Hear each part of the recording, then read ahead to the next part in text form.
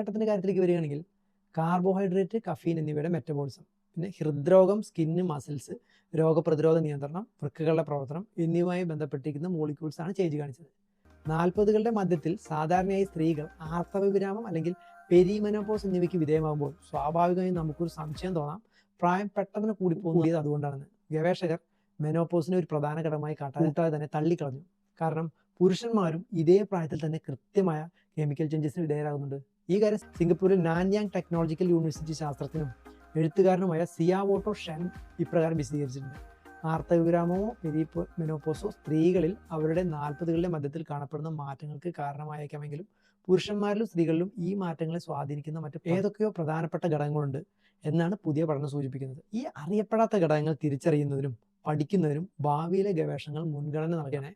ഈ പഠനത്തിന്റെ ഒരു ഡ്രോബാക്ക് ഗവേഷകർ പറയുന്നത് നമുക്ക് നോക്കാം.